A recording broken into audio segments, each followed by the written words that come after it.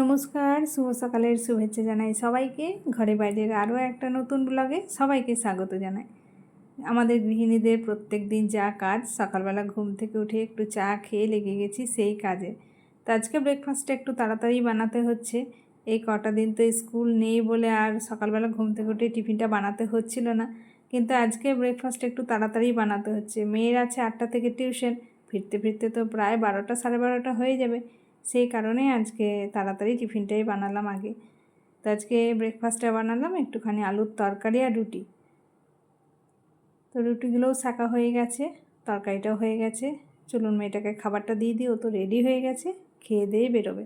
তারপরে আমি আমার বাকি কাজগুলো সেরে নেব। এই গরমের দিনে মনে হয় যত তাড়াতাড়ি কাজ হয়ে যাবে তত কিন্তু নিজেরই ভালো, তাড়াতাড়ি রান্নাঘর থেকে ছুটি পাওয়া যাবে।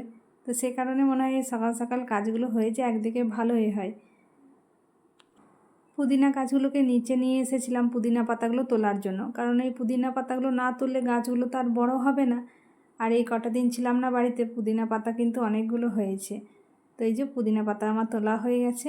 আর এদিকে একটুখানি কলমি শাক এনেছিল, সেটাকেও বেছে কুটে ধুয়ে জলে ভিজিয়ে রেখেছি।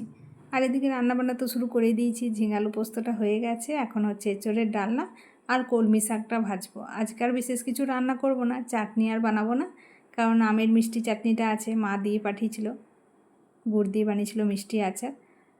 আর এদিকে এঁচোড়টা কিন্তু বেশ ভালোই ছিল, এঁচোড়টা নষ্টও হয়নি আর খুব একটা দানাও কিন্তু হয়নি। একটুখানি আমি আবার রেখে দিয়েছি, ভাবলাম একটুখানি চপ বানাবো, অনেক দিন খাইনি এঁচোড়ের চপ। আজকে সকাল থেকে ওয়েদারটা কিন্তু বেশ সুন্দর, না তো রোদ্দুর উঠেছে আর না বৃষ্টি পড়ছে, খুব একটা গরমও নেই, বেশ সুন্দর ঠান্ডা ঠান্ডা হাওয়া দিচ্ছে। ওয়েদারটা কিন্তু বেশ সুন্দর আছে, সে কারণে আজকে খুব একটা রান্নাবান্না করতে কষ্ট হয়নি।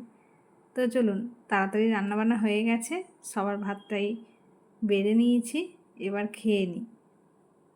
তো আজকে লাঞ্চের মেনুতে কি হয়েছে সেগুলো তো আগেই বলেছি।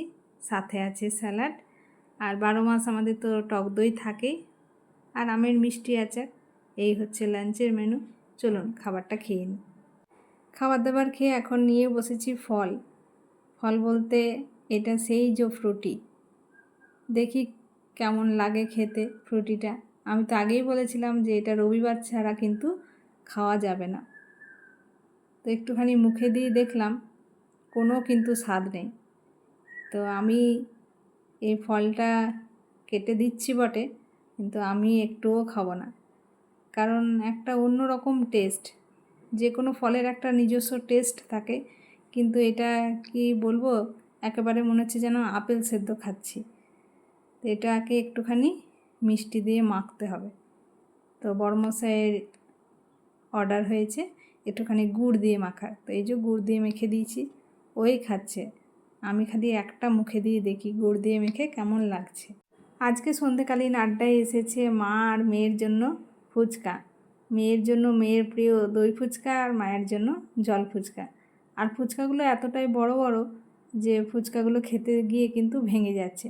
ফুচকা খাওয়ার আসল মজাটা ঠিক পাওয়া যাচ্ছে না।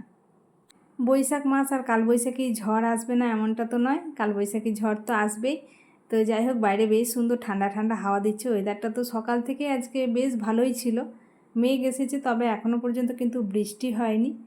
তো চলুন আজকের মতো ব্লগটা এই পর্যন্তই রাখছি। আজকের এই ভিডিওটা আপনাদের কেমন লাগলো কমেন্টে জানাবেন, আর ভালো লেগে থাকলে একটা লাইক করবেন, আর আমার নতুন বন্ধুরা চ্যানেলটাকে সাবস্ক্রাইব করে দিয়ে আমার পাশে থাকবেন।